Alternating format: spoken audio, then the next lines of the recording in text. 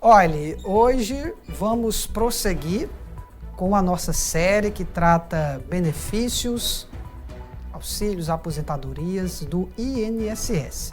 E a temática específica de hoje são os auxílios previdenciários. Para isso, já estou aqui com o advogado, Dr. Victor Simão, para tratar desta temática com a gente, prosseguindo aí com essa série especial aqui no quadro Seu Direito. Victor, boa noite.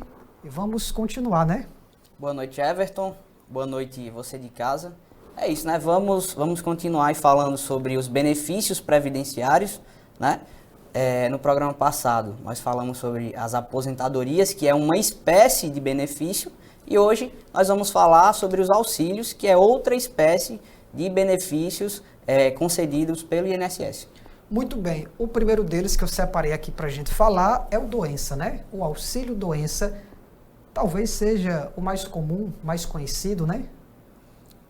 Perfeito, Everton. Então, o auxílio doença, né? Ele é destinado a quem está incapacitado totalmente, mas de forma temporária, né? Então, você não pode trabalhar ali de forma alguma, mas temporariamente. Foi uma lesão que não permite você trabalhar, uma doença, né? Ou acidente, até mesmo acidente, que não permite você trabalhar de forma alguma, mas que depois você pode continuar trabalhando sem problema algum. Então, ou seja, você passa ali talvez meses, anos, mas você vai ter um determinado período que vai voltar às suas atividades normais. Exatamente. E um dos requisitos desse benefício é que essa impossibilidade total de trabalhar seja por mais de 15 dias.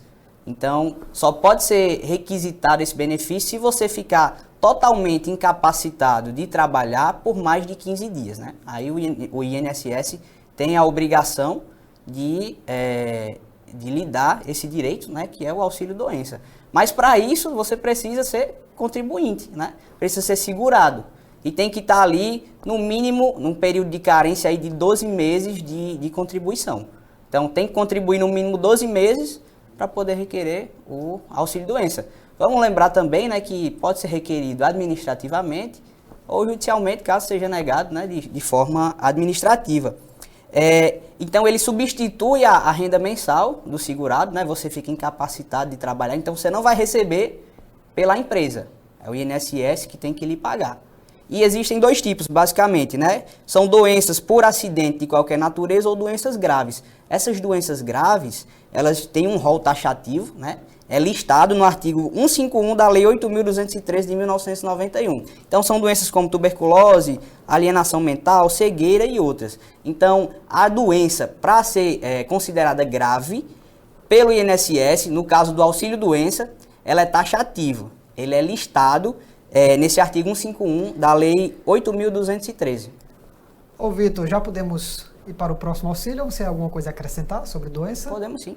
Então vamos lá, o auxílio acidente. Explica pra gente o que é isso, quem tem direito, em que momento. Perfeito. Então, Jefferson, o auxílio acidente, né, de qualquer natureza, ele não precisa ser ligado ao trabalho. Então, você pode ter se acidentado no ambiente de trabalho, bem como não no ambiente de trabalho, né? Então, o auxílio acidente é quando o segurado, né, a pessoa que contribui para o INSS, ele tem uma sequela parcial, né, e permanente, que não reduz ou que não prejudica o trabalho, perdão. Então, ele adquire uma sequela por conta desse acidente que reduz a capacidade de trabalho dele, mas que não o deixa impossibilitado de trabalhar, certo? Então, até uma observação importante de se fazer, que o auxílio acidente ele pode ser cumulado com o salário comum. Então, nesse caso, você continua recebendo pela empresa porque você não está impossibilitado totalmente de trabalhar, né? Mas você tem uma sequela permanente que reduziu a sua capacidade de trabalho. Então, pode sim ser cumulado o salário junto com esse auxílio acidente. E uma observação importante também é que não precisa de caso de carência. Como são tanto o auxílio doença quanto o auxílio acidente, são benefícios não programados, ou seja, ninguém programa, diferente da aposentadoria, né, que você programa, é tantos anos para você se aposentar, ninguém programa quando é que vai ficar doente ou quando vai sofrer um acidente. Então, no caso do acidente, não tem período de carência. Sofreu um acidente, você estando dentro dos outros requisitos, você pode sim requisitar o auxílio acidente. Além de ninguém programar, acredito eu que ninguém quer, né? Porque o caso dos auxílios, é o auxílio doença, acidente ou reclusão, que é o próximo que vamos falar aqui. 3 situações que ninguém gostaria de estar envolvidas, né?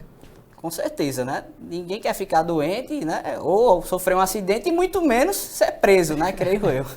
Muito bem, então vamos falar desse outro, o auxílio reclusão, dentre eles, o mais polêmico, sem dúvida, dos auxílios. Com certeza, e até comentar isso, né? Talvez seja o tipo de auxílio mais polêmico, porque não é de conhecimento da população como é que funciona, certo? Então, a população, de um modo geral, tem uma visão equivocada do auxílio reclusão. É importante destacar que o auxílio reclusão, ele não é para o preso, para a pessoa que cometeu o crime, e sim para os seus dependentes, certo? Então, quem vai receber esse auxílio não é o preso, é a família do preso. E detalhe, não é qualquer preso.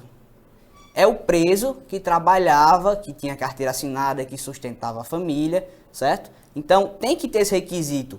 O apenado, no caso, né, ele tem que ter contribuído, né, com o INSS, pelo menos por 12 meses antes da prisão, para que ele tenha direito, ou melhor, perdão, para que a sua família, né, os seus dependentes, tenham direito a esse tipo de auxílio, certo? É importante destacar aqui que antes de 2019, né, antes da reforma da Previdência, o cálculo desse valor, né, do auxílio reclusão, era feito em cima de 80% da média dos maiores salários, né, de contribuição do apenado, no caso, né, do preso. Então, o valor mínimo era de um salário mínimo vigente na época da prisão. Então, se ele contribuía, era feita uma média de 80% das maiores contribuições que ele fez, e o valor mínimo não podia ser inferior a um salário mínimo. Então, o mínimo que a família, né, que os dependentes iriam receber era um salário mínimo, mas poderia chegar até quase R$6.000 ali em 2019, porque era o teto do INSS naquela época, era quase R$6.000, R$5.800 e poucos o teto do INSS. Então, os dependentes desse preso iam receber no mínimo um salário mínimo vigente da época, ou então, no máximo, se ele contribuísse, né, tivesse altas contribuições do INSS, poderia receber por mês até quase R$6.000.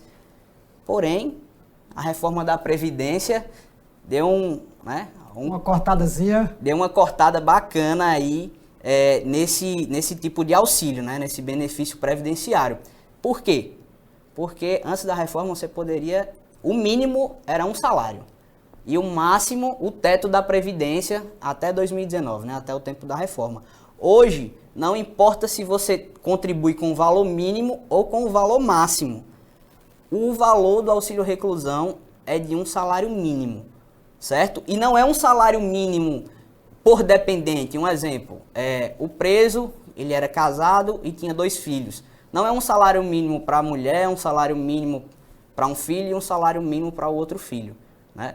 É um salário mínimo dividido para os 3. Então, cada um tem uma cota ali equivalente, né, à divisão desse salário mínimo. Então, o valor mínimo hoje que a família do preso pode receber é um salário mínimo. E o valor máximo que a família do preso pode receber é um salário mínimo. Então, veja aí a diferença que a reforma da Previdência trouxe, né, e que corte que deu aí nesse tipo de auxílio. Para as pessoas terem uma noção, hoje eu estou dando aquele Google aqui, certo. O teto é R$ 7.507,49. Você está falando aí que era o teto na época lá, né? Quase R$6.000. Mas aqui já dá para as pessoas terem uma noção. Você está dizendo que é quase 6, né? Agora é mais de 7. Então, ou seja, a família do preso pode receber até R$6.000, né? Mais ou menos, antes da reforma da Previdência. Antes da reforma da Previdência. É importante destacar... A tesoura foi amolada de verdade, viu? Com certeza. Mas esse valor, né, esse teto, os beneficiários, né, do preso, no caso, só iriam receber se ele contribuísse Sim. com um valor equivalente àquele. Que né? não deveria ser qualquer preso, né? Isso, perfeito. Que Então, conseguisse contribuir para dar esse valor, né? exatamente. Então, o corte foi bastante equivalente aí. E eu até estava lendo outro dia a quantidade de familiares de presos que recebem esse tipo de auxílio é muito baixa, né? A gente tem a noção que todo e qualquer preso foi para a cadeia, para o presídio, já recebe esse auxílio. Você já disse isso, que não é bem assim, né? Tem todos os critérios e tal. O principal deles, o preso teria que estar contribuindo, né? Isso, ou seja, no mínimo teria que ter ali a carteira assinada, né? Ou já ter contribuído no mínimo 12 meses. Então, não é qualquer tipo de preso. Agora, como você falou, o índice de beneficiários desse tipo de auxílio é muito baixo, porque a maioria dos reclusos hoje no Brasil, né, não tinham carteira assinada, não contribuíam. Então, a grande massa carcerária do Brasil hoje não são de pessoas que trabalhavam, né, que tinham a carteira assinada. Doutor Vitor Simão, muito obrigado, viu, pelos seus esclarecimentos de hoje, extremamente importante. Gostei de ficar sabendo mais aí sobre esses 3 tipos de auxílio, inclusive algumas coisas aí que eu não fazia ideia. Então, né, é importante, né, que todo mundo saiba um pouco, né? Gostaria de agradecer mais uma vez, né, a participação, agradecer a você de casa, e na próxima semana ainda vamos continuar falando ainda sobre os benefícios previdenciários, né, que é um rol um pouquinho extenso, mas aos poucos nós vamos conseguindo vencer esse tema. Já você que tem uma sugestão de tema sobre o direito, tem alguma dúvida sobre o mundo jurídico, que por sinal é muito complicado, manda para o WhatsApp da TV Sol ou para o nosso Instagram. O WhatsApp está aparecendo na tela, é o 9623 4412. Olha, eu tenho dúvida sobre tema tal. Tá acontecendo isso aqui comigo, eu preciso levar esse caso na justiça. Fala sobre ele aí. A gente pode estar combinando aqui junto com o Dr. Victor e tirando as suas dúvidas, falando sobre o tema que você sugerir aí nas próximas edições, quando a gente finalizar essa série especial em relação aos benefícios previdenciários.